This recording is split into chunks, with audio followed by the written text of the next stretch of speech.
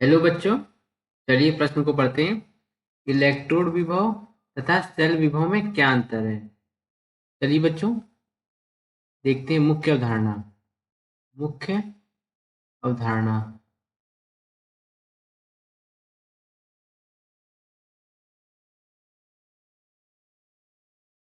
मुख्य अवधारणा।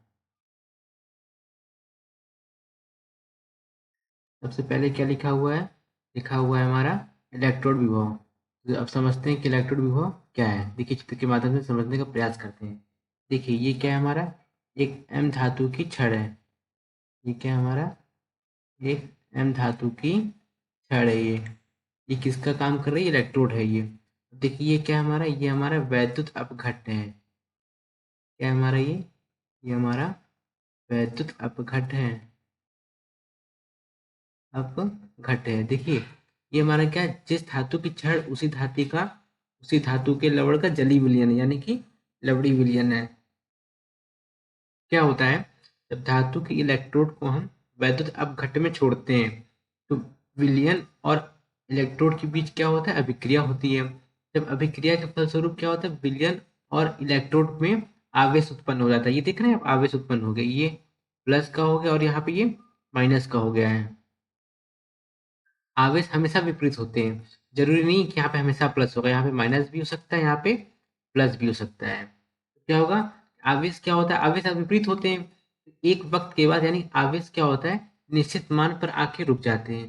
जब आवेश निश्चित मान पे आके रुक जाते हैं तो दोनों के विभव में क्या होता है? दोनों के विभव में अंतर आता है। दोनों के विभव में क्या आता है? अंतर आता है। इस अंतर को हम क्या बोलते हैं? इलेक्ट्रोड विभव बोलते हैं। चलिए अब क्या करते हैं, परिभाषा के रूप में हम लिख सकते हैं।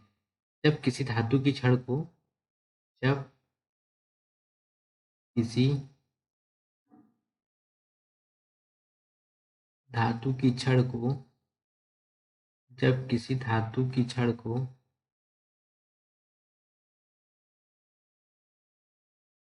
जब किसी धातु की छड़ को उसके लवड़ी विलयन में डुबोया जाता है, उसके लवड़ी विलयन में के लवड़ी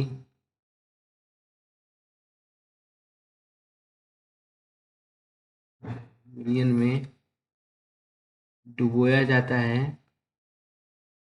ये लवड़ी विलयन में डुबोया जाता है तो को धातु की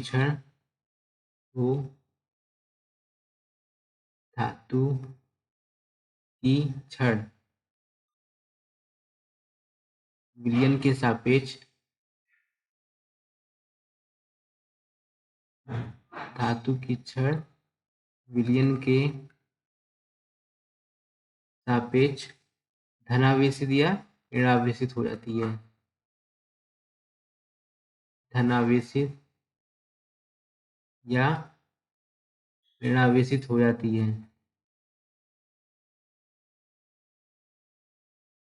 या ऋणावेशित हो जाती है, जिसमें धातु तथा विलयन के मध्य विभवांतर स्थापित हो जाता है। जिसमें धातु तथा विलयन के मध्य धातु तथा विलयन के मध्य विभवांतर स्थापित हो जाता है।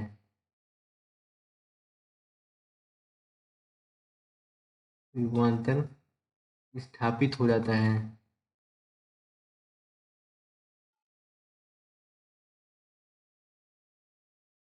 हो जाता है।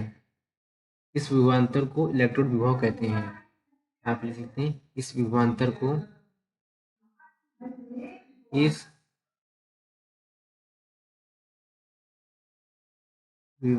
को इलेक्ट्रोड विभव कहते हैं। इलेक्ट्रोड विभव कहते हैं। दूसरा प्रश्न क्या है हमारा? दूसरा है हमारा सेल विभव किसे कहते हैं? सेल विभव किसे कहते हैं? चलिए सेल विभव समझते हैं। सेल विभव। देखिए जैसे कि जब हम क्या करते हैं, बाजार से कोई सेल लेके आते हैं, जैसे कि मान लीजिए ये हमारा सेल है, इस सेल में क्या लिखा हुआ है, हमारा लिखा हुआ है 10 वोल्टेज लिखा हुआ है। तो ये सेल हमारा कितना वोल्टेज दे रहा है, 10 वोल्टेज दे रहा है। यानी कि जैसे कि इसमें 10 वोल्टेज लिखा हुआ है, तो ये मैक्सिमम अपना अधिकतम कितना वोल्टेज दे रहा है, हमें 10 वोल्टेज दे रहा है, और हम कितना इससे मैक्सिमम वोल्टेज ले रहे हैं, 10 वोल्टेज ले रहे हैं। यानी कि कोई सेल अधिकतम जितना वोल्टेज उत्पन्न करता है या हमें देता है, उसे सेल का विद्युत वाहक बल या सेल विभव कहते हैं। इसको लिख लेते हैं। कोई सेल कोई सेल अधिकतम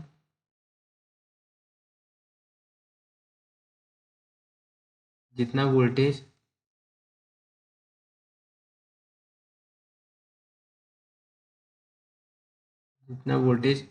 उत्पन्न करता है,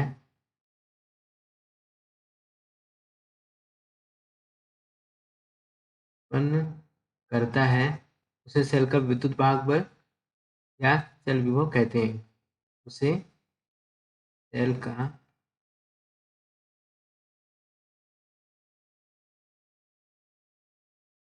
विद्युत वाहक बल या सेल विभव